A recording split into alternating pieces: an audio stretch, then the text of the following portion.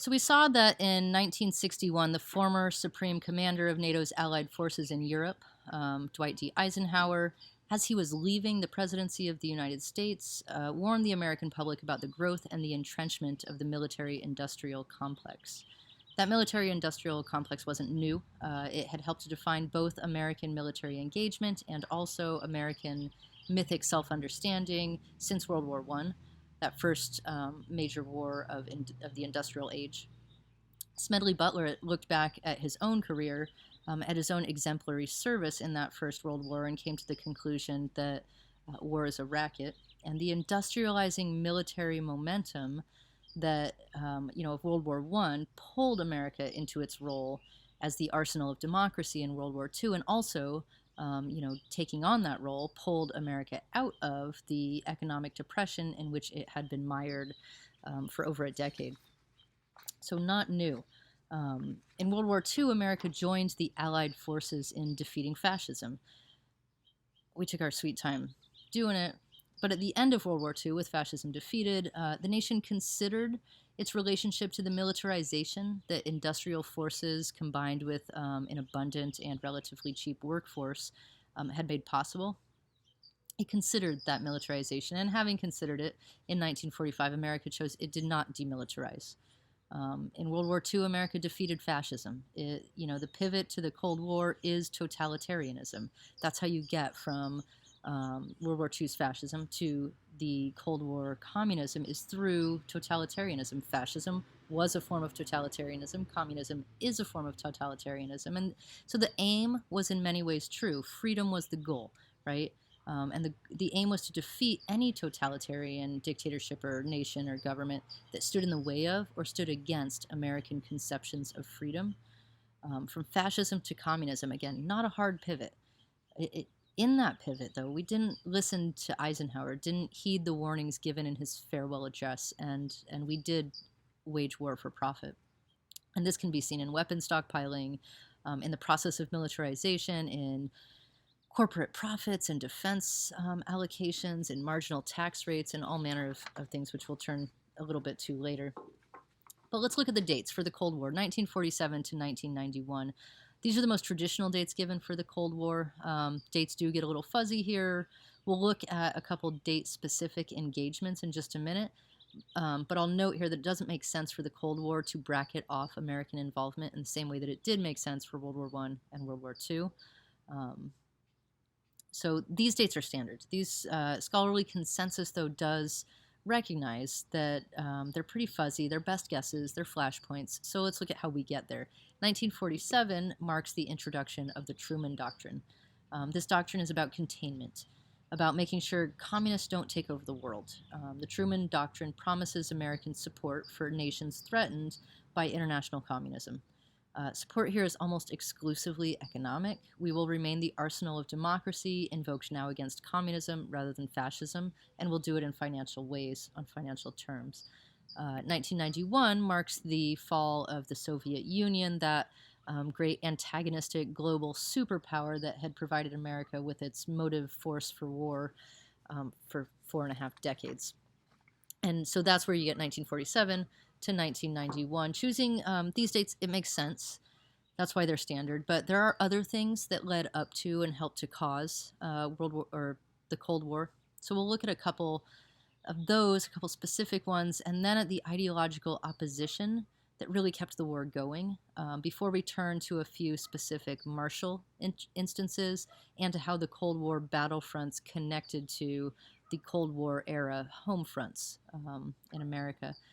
And those connections will, they'll help us to begin to understand the living myths that have brought us as a nation to where we are today in terms of both militarization and self-understanding. Some would say that 1947 is too late a date to start to mark the beginning of the Cold War. That the Cold War really started in Germany on VE Day, Victory in Europe Day, on Tuesday, May 8th, 1945, which saw the full unconditional surrender of Germany to the Allied forces. Remember, this is when the US and Russia were both together in Germany as allies, triumphant.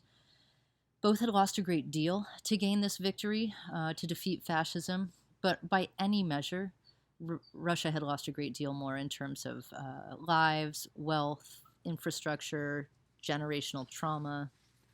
Russia had lost a great deal more than the U.S. And both had an ideologically or mythically buoyed up sense of purpose and form of government. Both saw their own mythic worldviews as of ultimate value. And with the sounds of bombs and tanks receding and just a little bit more quiet, what might approximate something like moments for reflection, they sort of sussed each other out and realized what they both already knew, that their worldviews were not commensurate. That the worldview of the United States is the industrializing capitalist democracy, and the worldview of the Soviet Union as the communist collective. These were not commensurate worldviews, especially when held to with the mythic fervor that each nation held to them. At the Potsdam Conference in summer of 1945, Churchill, Truman, and Stalin got together to figure out the terms of a post-war peace. Churchill's UK and Truman's US were ideologically pretty simpatico, plus which the UK was all but destroyed in the war, and so not really in a position to pick another fight. Churchill had a great, he had a place here. He had a great deal to do with the ending of the war. I don't mean to dismiss his presence, but he sort of sits in the ideological or mythic orbit with Truman. And the conference was, on the whole, successful, but Stalin and Truman really, they represented two emerging superpowers, and neither was interested, even at this point, in ceding authority or influence to the other. Winston Churchill, he may not have held as much in the way of future influence at 1945's Potsdam Conference, but he did give a speech on March 5th, 1946, so almost a year later, but still before the Truman Doctrine. He gave a speech at a university in Fulton, Missouri, where he presented a vision of the world that would come to define Cold War international relationships. The speech was called Sinews of Peace, but it's really gone down as the Iron Curtain speech. He tells his Missouri audience that, quote, "The United States stands at this time at the pinnacle of world power. It is a solemn moment for the American democracy, for with primacy and power is also joined an awe-inspiring accountability for the future." That awe-inspiring accountability, he figures in terms of what will soon come to be known as the Cold War because, as he says, coining the phrase, a, quote, "Iron Curtain has descended across the continent of Europe, on one side of which exists what he calls the Soviet sphere." So the peace established after World War II was a peace to be determined by what had emerged as the world's two superpowers, whose ways of life, whose respective national myths of self-understanding were fundamentally at odds. The pivot was complete. There was a new enemy, and that new enemy for America was communism. Churchill tells his audience that the, quote, "overall strategic concept was nothing less than the safety and welfare, the freedom and progress of all the homes and families, of all the men and women in all the lands." It's pretty ambitious. It's about as ambitious as it gets. In the Cold War, we would still be making the world safe for democracy and free market industrial capitalism. So that was March 5th, 1946. The Truman Doctrine would be announced to Congress a year later, March 12th, 1947. In July of 1947, just following the announcement of the Truman Doctrine, George Kennan would publish an article in Foreign Affairs magazine called "The Sources of Soviet Conduct." Because of his role in the U.S. Foreign Service and in various State Department positions, he was involved in scripting the Marshall Plan, which rebuilt Europe in the image of a democratic industrial capitalism. He was a very active diplomat. Because of this, Kennan published the article anonymously under the pseudonym X. It became known as the X article, and that's what it's known as mostly today. And it was the first articulation of the policy of containment. He talked about a buffer zone around the USSR and about the dangers for the world order if communism breached that buffer. The article also posited that Soviet communism was at perpetual war with capitalism, and that the U.S. must therefore engage in, quote, "long-term, patient, but firm and vigilant containment of Russian expansive tendencies." Containment, it really struck the policy wonks as good, sound, all encompassing strategy, and it struck the military establishment as a new and total reason for being and for expanding. And it was prescient in many ways. In 1949, Mao takes over China, and that massive geographical space becomes communist, the People's Republic of China, adding a new need for a new buffer, a kind of military urgency now in Asia, and also Korea. After World War II, Korea was split between between the Soviets and the Americans, having been under Japanese colonial control before then. And we'll come back to Korea in a moment. But first, the Eisenhower Doctrine. In 1957, Eisenhower expanded the mandate of the Truman Doctrine under the ideological influence of the X article. So the Eisenhower Doctrine held that in any Middle Eastern country being threatened by international communism could request American economic assistance or military aid. So Truman had mostly addressed his doctrine to the Mediterranean region, and Eisenhower mostly addresses his to the Middle Eastern region, and so they have this regional difference. But other than that, Eisenhower also adds military aid to Truman's promise of financial support, all against communism, and that's a pretty big jump. Eisenhower at this point sets the stage for Carter, as we will see later. For now, though, one more note on the causes for the Cold War. After World War II, when the world split into two camps, the Soviet Union, which was communist, and the United States, which was capitalist, the United States and the nations under its sphere of influence called themselves the First World. Soviet-influenced nations, communist nations, were referred to as the Second World. And the rest, all those nations still considered to be up for grabs, for the first superpower that could get them, those were the Third World. The three worlds have no firm or official definition, and what definitions they do have are ever evolving and in flux, but in general, the First World refers to highly industrialized, more than specifically democratic nations. First World nations are relatively rich and comfortable. They have high rates of technology and of literacy. Now, the really impoverished world, living on aspiring to subsistence level often, those were referred to, those parts of the world were referred to as the Fourth World, or since the 1970s, when Chief George Manuel sort of rewrote the image of the Fourth World as indigenous nations that don't match the nation-state model, or in terms of government or economics or borders, and that often cross those borders, which is a revisioning in the 70s of this three worlds or four worlds model from a perspective other than that of the First World, which is quite nice. And a few of these have been done. Again, these definitions are very much in flux. They're used less and less these days, but this is their beginning, really as a way to define the define the First World and the Second World. Where both the first and second worlds vied for influence over the same third world space, the Cold War got heated. So that's how the Cold War heats up. The largest moments of this were Korea and Vietnam. Both the U.S. entered on a theory introduced by Truman and popularized by Eisenhower, rooted in Kennan's policy of containment and the attendant need for buffer spaces. It was the domino theory. If North Korea could turn South Korea to communism, well, then the dominoes would fall all across Asia. And it is the same idea for Vietnam, that if one country fell, then all of the countries would fall.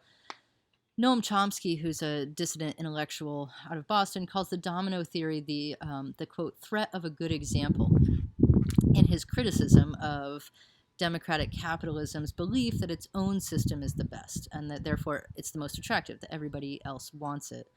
And Chomsky makes this criticism in 1992 in a book called What Uncle Sam Really Wants.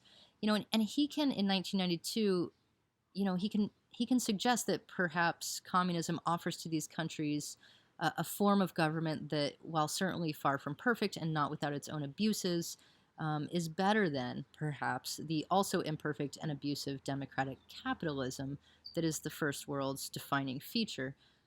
He can make that criticism in 1992. This was a much more difficult and much more dangerous criticism at the beginning of the Cold War. It's difficult to talk about mid-century American myths, the mid-century American mythic self-understanding, without talking about the hard-drinking, trash-talking junior senator from Wisconsin, Senator Joseph McCarthy. The House Un-American Activities Committee had been established in 1938, so a fair number of years earlier. Nixon was previously a member, but it really came into the American public consciousness right around 1950.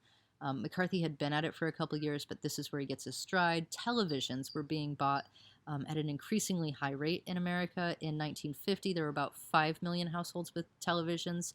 4 years later, in 1954, there were about 26 million American households with television, so it's quintupled in 4 years. And McCarthy was good TV.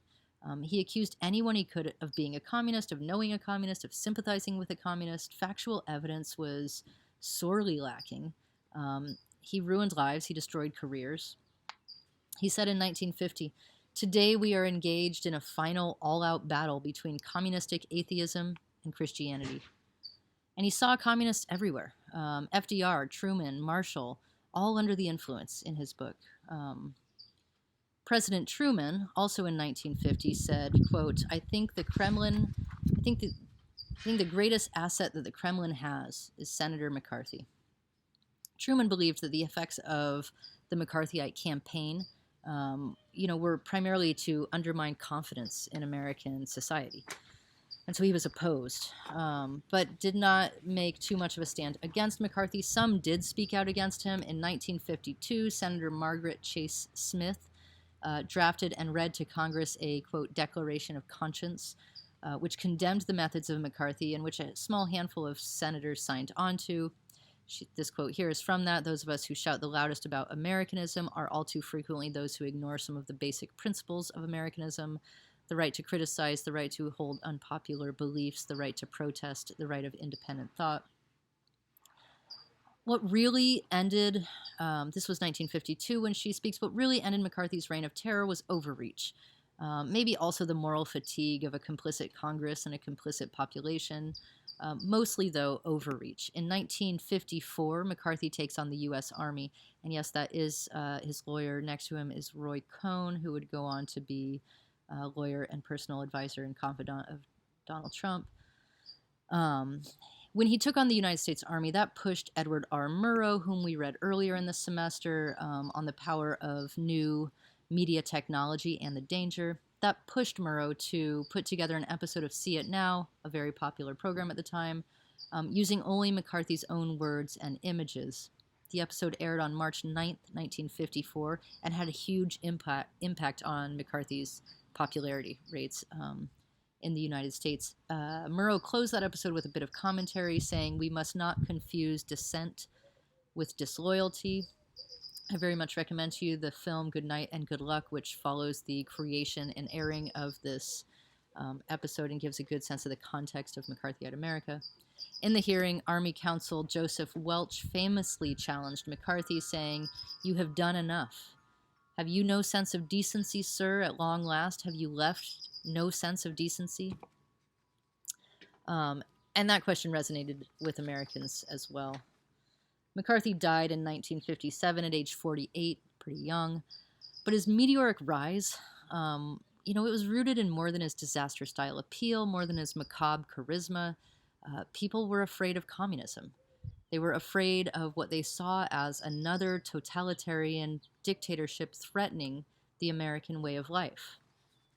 And that fear and the culture that supported it is what Allen Ginsberg addresses in his poem America. Erwin Allen Ginsberg, born 1926, died 1997, was a beat poet, pacifist, nonviolent protester, nonconformist, supporter of the labor movement, part of the counterculture. In the late 50s, he was under a great deal of personal and legal attack. Howl and Other Poems, you see here, in which America appears, was published in October 1956. McCarthy had been disgraced by this point, but the pressures toward a white, hetero, middle-class conformity nonetheless governed the cultural mainstream. The book was seized by customs, ostensibly on obscenity charges because of the sodomy, but Ginsburg had since college been a very vocal critic of American post-war conformity, of racism, of consumerism, of McCarthyism. Um, and so that likely had something to do with why this was book picked out. In November 1957, the California Superior Court ruled that the book was not obscene, that it in fact had artistic value. At the bottom right, the image is cadets at the Virginia Military Institute in 1991. Love that image. The whole mini book, and really America in particular, that poem in particular, it articulates a balance between love for country on the one hand and serious discontent about its state, about the state of the nation on the other hand. Those things remain in uncomfortable balance, maybe more tension throughout the text. The poem is too earnest, maybe, but it's a satirical caution of where the nation might go. You don't want this satire and biting commentary to be an earnest caution. If this poem can be spoken earnestly, then the nation has greatly erred, has strayed from all of its founding principles. The poem is published in 1956 when the character of the patriot was in debate, was beginning to really be owned by the more so-called conservative end of the political spectrum, and there was an attempt to reclaim it on the part of the so-called liberal end of the political spectrum. What does patriotism mean? What does Americanism mean? It was something that was being wrestled over. The nation here in this poem is addressed in dialogue, criticized as you might criticize a lover. On the whole, the poem reflects Ginsburg's own very public political positions, but it's worth noting and remembering that the voice doesn't clearly align with Ginsburg's own life. He says, "My ambition is to be president, despite the fact that I'm a Catholic." Ginsburg is Jewish and turned Buddhist. He's not a Catholic, but JFK, John F. Kennedy, is a Catholic and did have ambitions, and was not nominated in 1956. Ginsburg writes, "America, how can I write a holy litany in your silly mood?" The question is, can American culture at this point support ideals, true and inspiring mythos? And it's the question that Ginsburg addresses through many of his poems and a great deal of his career, and especially in the poem America. Historian John Meacham tells us that McCarthyism was about exaggerated threats at a time of real danger.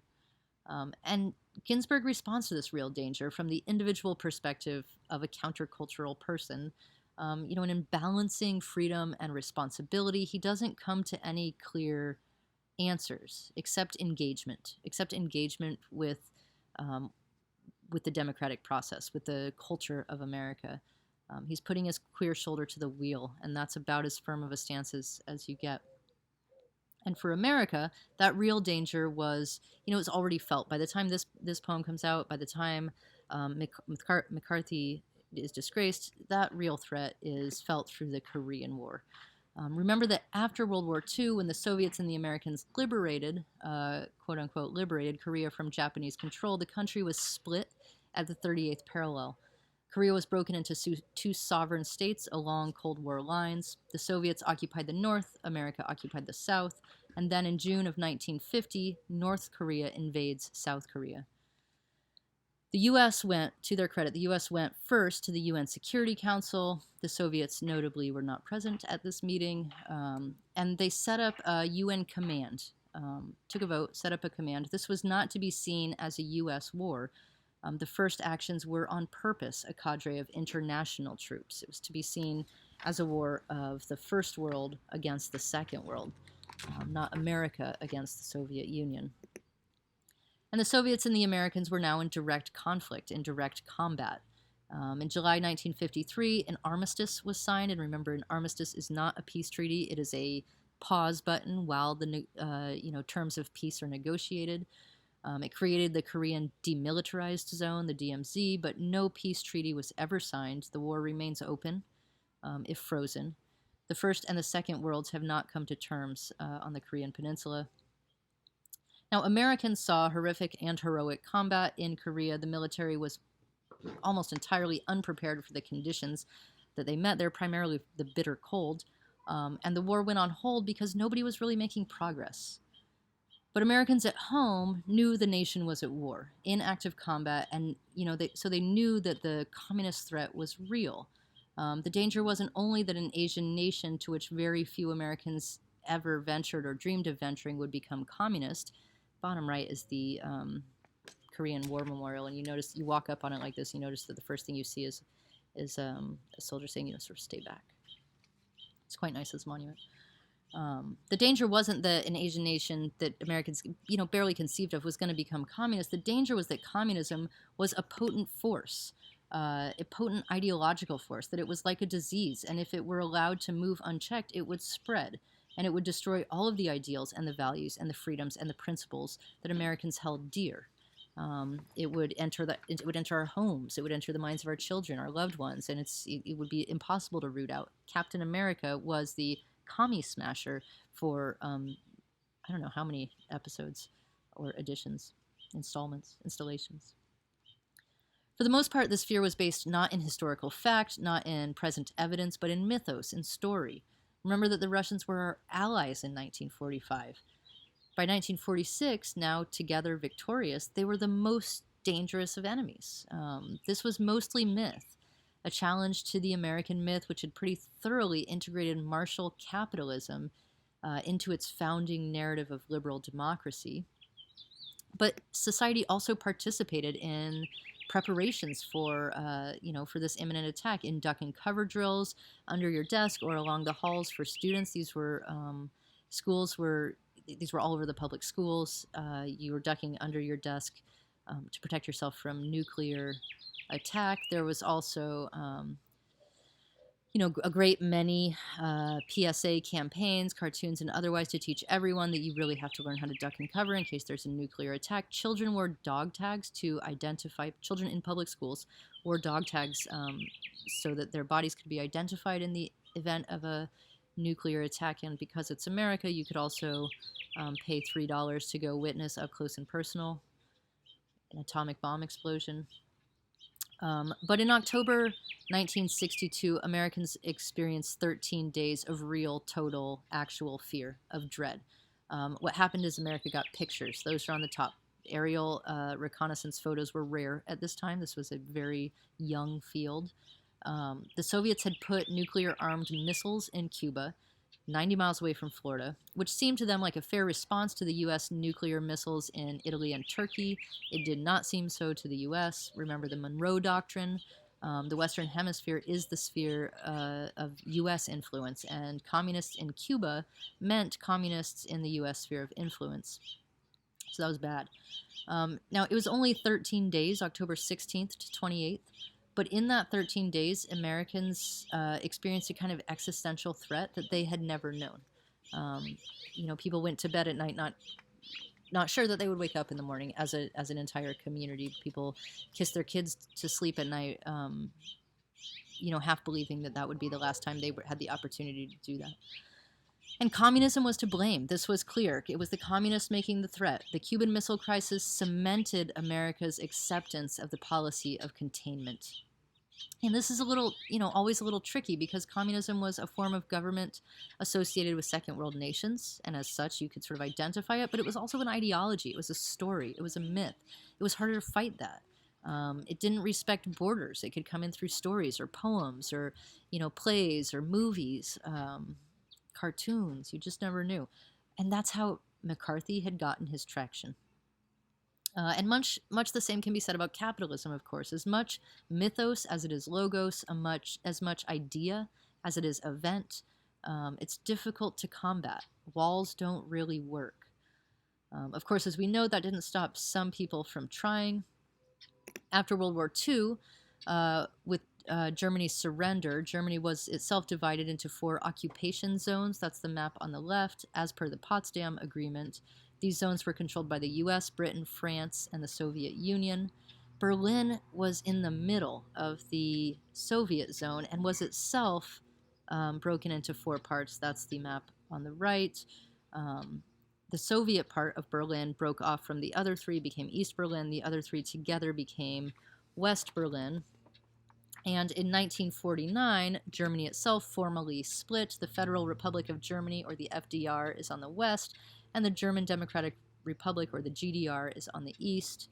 In 1952, the GDR closed the border. But the border between East and West Berlin was still open, and that was a big problem. So, on the night of August 12th, 1961, the Soviet controlled East Berlin put up a wall.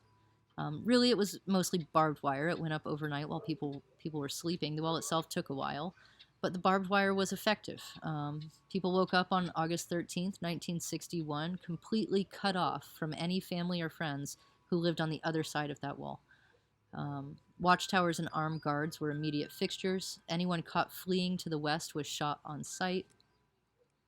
The bottom right picture is Konrad Schumann. This is August 13th. This is the day, and he's an East German police officer who looked at that wall and decided he didn't want to be behind it, and the day it went up, jumped over it, became a very famous figure through this photograph, moved to Bavaria, lived a peaceful life in terms of his proximity to actual war, tormented by depression because, as it turns out, there is no right side. He never quite forgave himself for leaving his comrades and his family, for deserting from the perspective that he was in. He took his own life in 1998, hung himself in a barn. So when Kennedy gives his speech in Berlin in 1963, all of this was very fresh. The wall, he tells his audience, was an offense against history and against humanity, dividing people who wished to be joined together. Of course, it's difficult to read this now and not think of America's own border wall. Circumstances very different, ideological, vying ideologies very different. We'll stick to the Cold War for now. The underlying mythos of this speech that Kennedy gives is that communism is totalitarianism, that it is inherently opposed to democratic freedom, that the two cannot work together, that these are arch rivals, that these are enemies, pure and simple. And democratic freedom, while it may not be perfect, he acknowledges, is the kind of freedom that's universal and generously inclined. When one man is enslaved, he says, nobody's free. This is the Berlin Wall, and the Berlin Wall did fall, as we know. November 9th, 1989, an East German spokesman announced it on TV, and their plan for organized checkpoints and a staged process really just completely fell through, because as soon as he announced it, thousands of people charged the wall. And in the upper left, you can see there were guards. They had a job. They were overrun. They gave up, and unrestricted access happened that night. They just said, fine, we're not going to try. The wall itself didn't even start to come down until June of 1990. Germany reunited in October of 1990. The Soviet Union fell and dissolved in December of 1991. And that's the traditional date that we saw at the start, the end, the sort of traditionally marked end of the Cold War. Not the fall of the wall so much, but really when the Soviet Union itself dissolves. This was certainly a precursor to it, motivation for it. Next, we will go back in time just a little bit from this ending of the Cold War and look at its largest hotspot, Vietnam, and also at some of the social movements taking place during the Vietnam era on the American home front.